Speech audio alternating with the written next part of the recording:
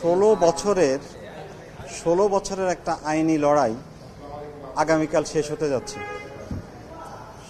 ২৭তম BCS এর আইনি লড়াইটা শুরু হয়েছিল ২০০৭ সালে, আর এখন ২০২৫ সাল, তাহলে প্রায় ১৮ বছর। অনেক চড়াই উতরায়, অনেক আইনি লড়াইয়ের পরে আগামীকাল বাংলাদেশ সুপ্রিম কোর্ট আপিল বিভাগ এই মামলাটি রায়ের জন্য ফিক্স করেছেন। আমি পিটিশনারের লয়ার হিসাবে আনন্দিত। ফলাফল কী হবে জানি না, আমি আনন্দিত যে এই বিচারিক প্রক্রিয়া শেষ পর্যায়ে এসছে।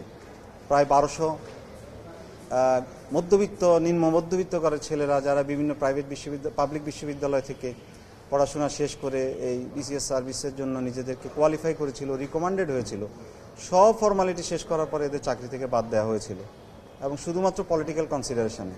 তো যাই হোক, খুশির বিষয় হলো যে আপিল বিভাগ আজকে শুনানি শেষ করেছেন, এবং ইনশাআল্লাহ কালকে আমরা এটার একটা ইতিবাচক রায় পাবো বলে আমি আশাবাদী ইনশাআল্লাহ। আমাদের যুক্তি ছিল যে যখন একটা রিক্রুটমেন্ট প্রসেস কনক্লুড হয়ে যায়, public service commission recruiting agency হিসাবে সিলেক্ট করে রিকমেন্ড করে যখন পাঠিয়ে দিয়েছে গভর্নমেন্টের কাছে, তখন এদেরকে আইন বহির্ভূতভাবে দ্বিতীয়বার ভাইবা নেওয়ার কোনো প্রভিশন ছিল না। কিন্তু এদেরকে দ্বিতীয়বার ভাইবা নিয়ে এই সম্পূর্ণ বেআইনিভাবে এদেরকে বাদ দেওয়া হয়েছে, এক্সক্লুড করা হয়েছে। তা আমরা বলেছি যে যেহেতু এটা সার্ভিস রুলে নাই, বিসিএস রিক্রুটমেন্ট রুলসে নাই, পিএসসির যে রুলস আছে এক্সামিনেশন সেখানে নাই, এটা ছিল আমাদের ফার্স্ট গ্রাউন্ড। সেকেন্ড গ্রাউন্ড ছিল যে সেই সময় তত্ত্বাবধায়ক সরকারের যে ডিসিশনটা পিএসসি কনস্টিটিউশনাল বডি হিসাবে ইমপ্লিমেন্ট করেছিল, এইটাও বেআইনি ছিল। কারণ পিএসসি নিজে ইন্ডিপেন্ডেন্ট রিক্রুটিংয়ের ক্ষেত্রে, গভর্নমেন্ট শুধু তাকে রিকুইজিশন দেবে, কিন্তু গভর্নমেন্টের ডিকটেশন অনুযায়ী সে আগের ভাইভাবসি চেঞ্জ করে দ্বিতীয় ভাইভাবসি নিতে পারে না। এটাই ছিল আমাদের দুইটা যুক্তি। বসুন্ধরা ট্যাবলেট এখন আরো উন্নত। এই হট এয়ার থ্রো টপশিট দ্রুত শোষণ করে সোনামণিকে দেয় কোমল অনুভূতি। এরা সবাই দ্বিতীয় ভাইভাতে বাদ পড়েছে, এদেরকে বাদ দেওয়া হয়েছিল দ্বিতীয় ভাইভাতে। এই মামলা করতে গিয়ে, সঙ্গে আরেকটি মামলা, দুটো মামলায় ২৭ বিসিএস এবং ইলেকশন কমিশনের মামলা করতে গিয়ে আমরা দেশের সর্বোচ্চ আদালতকে দেখিয়েছি যে এ দেশে জুডিশিয়াল অ্যানার্কিটা কীভাবে হয়েছে।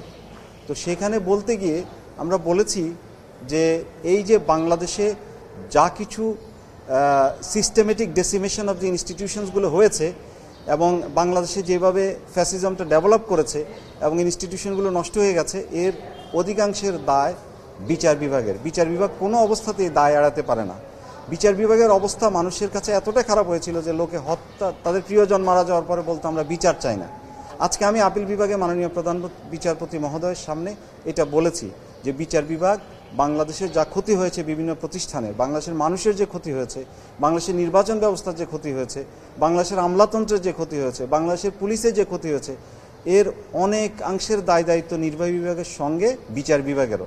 আমি শুধু এইটাই আদালতের নজর আনার চেষ্টা করেছি, এবং সেই সঙ্গে আমি বলেছি, আমি কোনো দলের নেত্রী হিসেবে বলিনি, আমি একজন মানুষের কথা বলেছি, বেগম খালেদা জিয়া, যে ওনাকে যেই মামলায় সাজা দেওয়া হয়েছিল এবং সাজাটা বাড়ানো হয়েছিল, পরবর্তীতে যখন সুপ্রিম কোর্টে ওনার মামলাটা আসলো এবং যখন দেখা গেল যে উনি আসলে কোনো টাকা আত্মসাৎ করেন নাই, তখন আমি বলেছি যে আদালতের দায়িত্ব ছিল, এটা আদালতের দায়িত্ব ছিল একটা প্রতীকী ক্ষতিপূরণ, যে একটা রাষ্ট্র একজন নাগরিককে, উনি বিএনপির চেয়ারপারসন, সেটা রেলেভেন্ট না। রেলেভেন্ট হলো যে একজন নাগরিককে নিগৃহীত করা হয়েছে, রাষ্ট্রের দুর্বৃত্তায়নে শিকার হয়েছেন, এবং বিচার বিভাগের সীমাহীন অন্যায় শিকার হয়েছেন। সুতরাং উনি ওনার কেসে যদি একটা প্রতীকী ক্ষতিপূরণ দেওয়া হতো অথবা ভবিষ্যতে দেয়া হয়, তাহলে বাংলাদেশের ভবিষ্যতের জন্য অনেক ভালো হবে, কেউ আর ভবিষ্যতে সাহস করবে না। তা আমি এই বিষয়টি মামলার সঙ্গে আদালতের সামনে সাবমিট